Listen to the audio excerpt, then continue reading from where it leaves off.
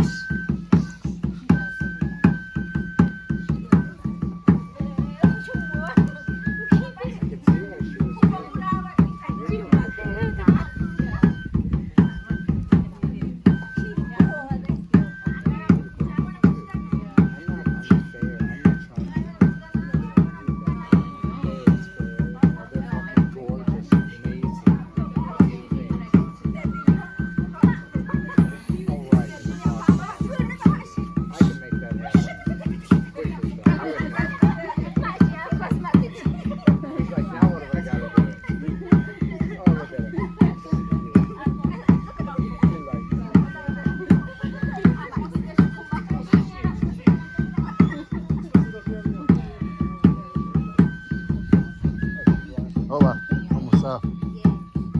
To participate in ballet? Aquí? Ah.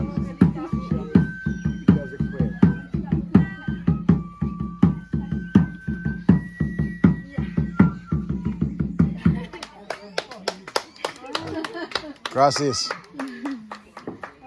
Okay, so in there like podemos tomar una foto de grupo. Okay, a group picture. Aquí. Okay. The Wounaan tribe sells these items. So if you decide to go to Panama and want to check out the Wounaan Indigenous tribe, when you go to their tribal grounds, you'll see that they sell these items. They're masters at artisan type work, such as making these amazing crafts. So if you decide to go there, make sure you bring some money and check it out. Yeah, do you guys mind just moving the backpack back so I can get the presentation with my group? My name's Teresa, by the way. Okay, so my group, if we can sit here and face me, I'm going to do the talk, and you're going to know what you're looking at, right? Sorry, I don't want to interrupt your thing.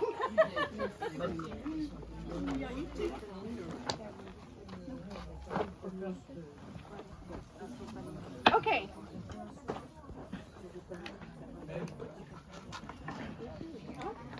Okay, so I'm gonna there's room over here too. Oh, here, yeah. Sorry, hon. There you go. Hola. So, welcome to the Wounaan community of San Antonio. My name is Teresa, and I'm going to be leading the talk today. The indigenous people here allow me to give the talk on my own without translation because they trust me to talk about and tell you the story of their culture accurately. Okay, so it is an honor for me to be doing this talk alone. Okay, so the Wounaan traditionally come from Darien, as we already spoke about. Somebody missing? Nope, we're all here. And they traditionally led a semi-nomadic lifestyle. So what does this mean? When resources are low in one area, they would just pick up and move and go to another area, allowing the earth to regenerate itself. That is why when you look at a map of Darien, it's all green, right? And there's tens of thousands of people living in there. But you can't see them because they live in this manner, always separated from each other. On one such move in the 50s, they arrived here, 2 families originally, and settled because of the abundance of fish, vast land to cultivate, and another reason that you wouldn't think. The U.S. military was here and had a jungle survival training school. Many astronauts, including Neil Armstrong, first man on the moon, trained in this school. U.S. military soldiers trained in this school. Why? Similar conditions to Vietnam. So this was perfect training for the Vietnam War, right? So they trained in this school, and the head of the military recognized the vast knowledge that the Wounaan possess on rainforest survival, right? Because they've been living in the rainforest forever. They know all of the rainforest. So they kind of made an economic deal, getting chased away, made an economic deal with the Wounaan that they would show them how to survive, right? This is a lot of foresight because indigenous, they didn't appreciate indigenous people, back then as much as maybe now they're coming up in the world, right? Not in the world, in the Western world, let's say that. Okay, so what does this training consist of? How to find fruit, like food in the rainforest. We already kind of talked about it. What fruit is poisonous? What is not poisonous? How to make an educated guess if something is poisonous. Also, medicinal plants. How to cure diarrhea in the rainforest. Very important. Easy to get dehydrated. Just with that plant that I pointed out. How to prevent the poison from a snake bite from spreading, right? You want to get the anti-venom. You don't want to die. Even they didn't teach this in the military because it was all men, but childbirth plants, to prevent from bleeding out. Like they know all of the stuff. This is not only a food forest, but a pharmacy as well. And a ferreteria, a place where you buy construction materials, right? Because they use all of this in construction as well. Okay, so the training continued. Also, very important, hunting techniques. Each animal has a different technique to get it. And also, more importantly, how to preserve that meat once you get it. There's no refrigerator here.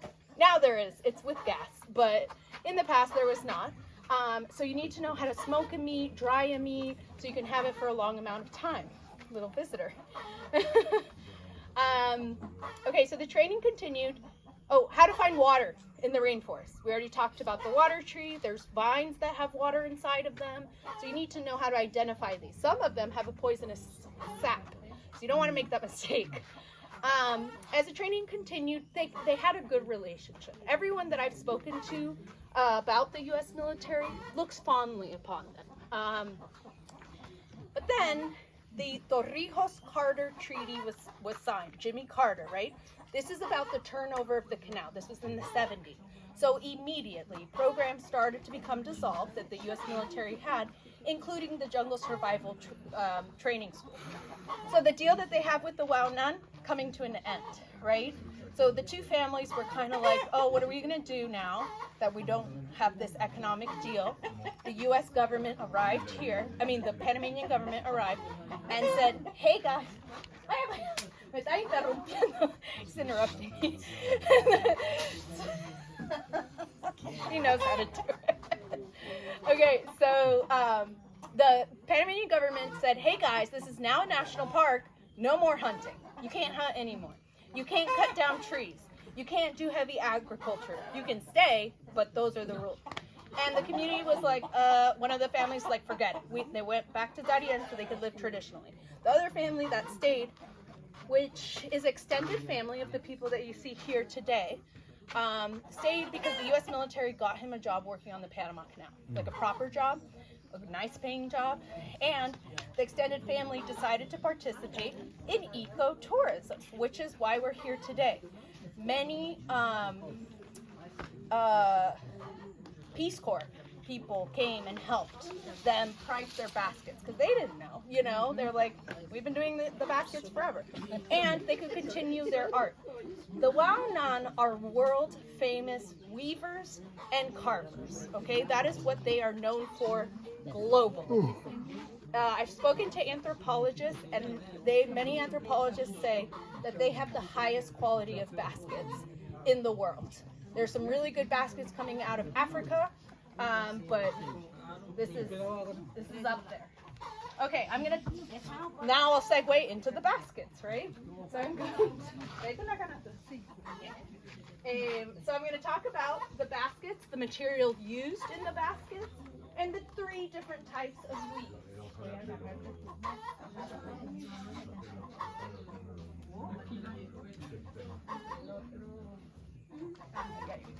Okay, so before I get into this, every single color is from nature in these baskets. No store-bought coloring. For this, turmeric. The red is the pucham. So it's like a green leaf, but when they boil it, it turns the water red. This is the closest to the natural color, but this has actually been bleached. So these are the only two materials in the baskets that we're looking at. They make other baskets, but they don't sell those. So these are the ones that are known worldwide. So this is chunga. Remember chunga? The spiky black palm? Okay. This is nawala, also known as the Panama hat palm. The Panama hat palm, it's the real Panama hat, not the Ecuadorian hat. There's some confusion. I can explain it later. And the shape of it, it's thicker and more like sturdy. So it's the skeleton of the basket.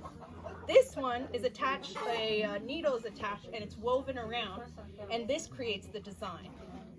There's many different colors, but these are just one example. So you can pass them around and feel what it feels like. People are like, oh, it feels like plastic. Not plastic. But it's not. Palm.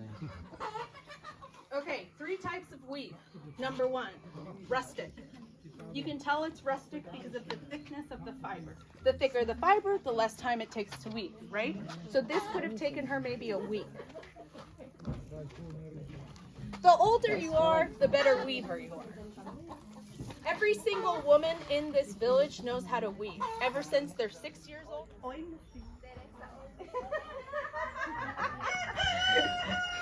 It's been 2 days, so we're catching up. So I do not recommend you pet the dogs, just saying. I mean, everyone at their own risk. Right? You never know somebody else's dog. Right?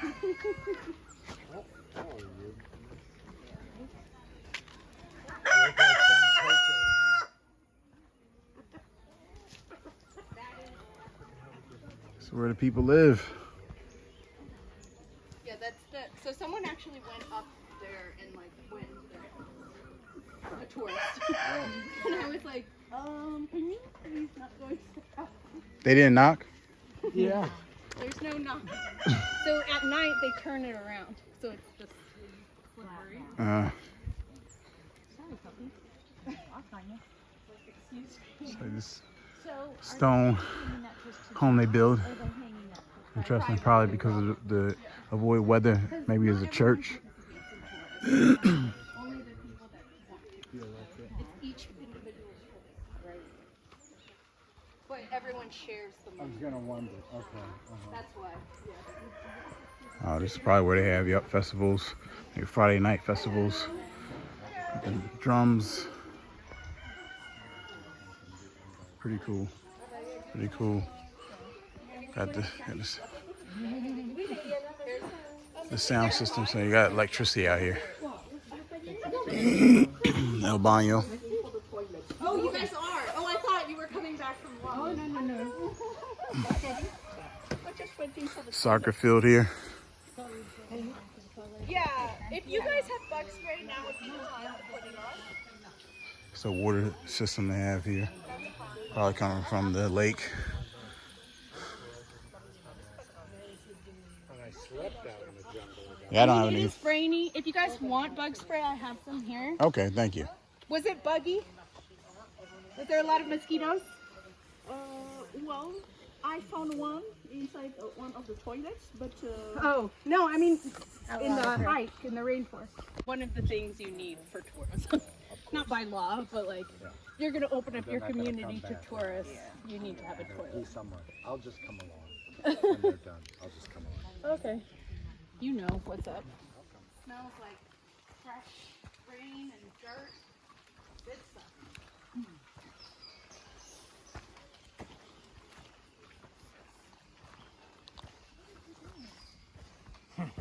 Okay.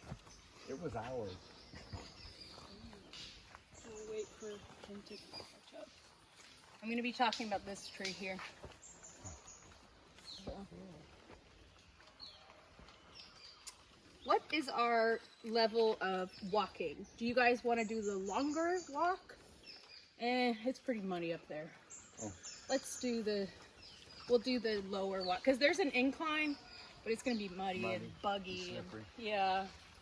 I had a lady almost get really hurt one day, so I kind of stopped doing that in the rain. Okay, so this is Indio Desnudo, which translates to kind of like naked indigenous. This is an important tree in ceremony. when a young woman gets her first period, she is to be separated from the community on a platform, naked, by herself, Yeesh. for 2 weeks. Brought food with no flavor, no salt, no nothing, just like bland fish and rice. And then she consults the spirits at night, or the spirits consult her. And she goes through this 2 weeks, no communication with the village. And then a concoction is made with this, from this tree, with a blue worm, and with the hagua, which is a fruit. You can't really see it. They make their paint, body paint with it. It stains your skin for about a week and a half. They have some down there if you want to get painted today. But anyway, so it stains her from the neck down. She's bathed twice a week for a couple days. I mean, twice a day for 3 days, sorry. And then it will stain her from the neck down and remove all of her body hair permanently. Permanent. Mm-hmm. I need that. Permanently. So Need it in my this ears. is a tradition, and it's not being practiced so much in this village, but there are women in this village that have gone through it. And indigenous people don't have much hair genetically, but you can tell the difference. It completely removes all hair forever. Wow. Crazy. And then, so just a biology lesson here. Every single tree, every single animal in the rainforest has developed a very specific survival strategy, right? And this tree's no exception. So the reason why this exists is because bromeliads that grow on different trees, when they get stuck to this tree, it flakes off. Oh. Why? Because it absorbs the sunlight from its bark. You can see the chlorophyll, like it's green. And so it doesn't want something preventing the sunlight from hitting it. So it's slough off, they just fall off? Mm-hmm. Wow. That's its survival strategy. Wow. Cool. So we'll see more examples of stuff like this. Oh, there's ooh, feel that humidity. Yeah, I was like saying that. Facial. Well, the raindrop. No, I'm talking about it wasn't a path. Okay, so we can see, we can see the beginning of the formation of a leaf cutter ant trail. Yep. I'm gonna try to I find was it. gonna say, is that what all those ants are? Look at this. There's a frog Oh, yeah. jumping. It looks exactly like a leaf. So its survival Yeah, it does. strategy is camouflage. Frogs that have poison are brave because they don't need the camouflage because they have poison.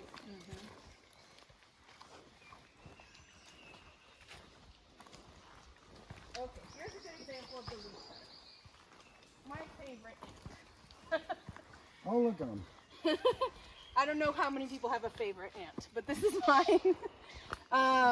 So like I said before, they're taking the leaves to grow a fungus on the leaves, and they're going to eat the mushroom, the fungus. You can see them all here.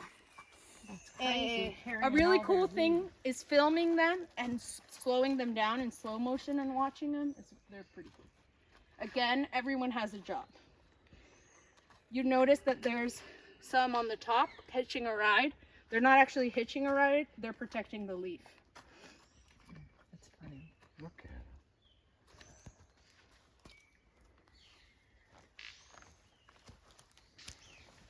That is a bird making that noise with its feathers. I forget what bird that is.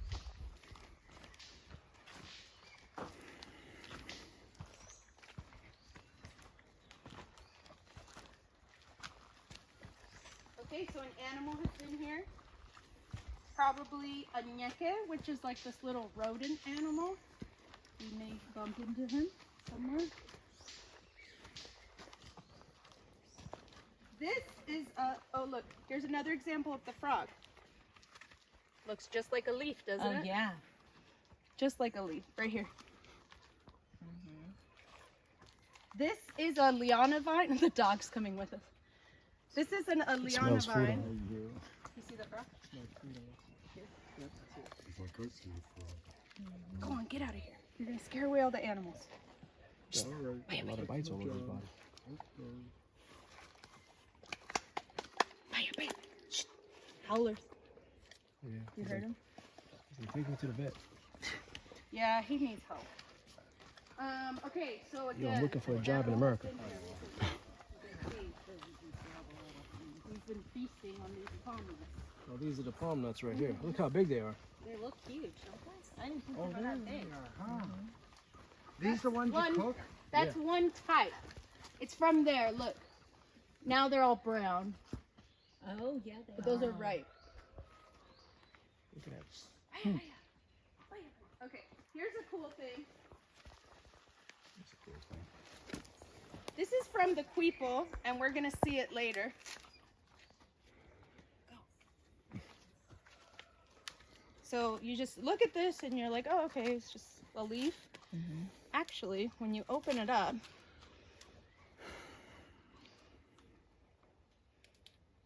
it looks like chewing gum, right?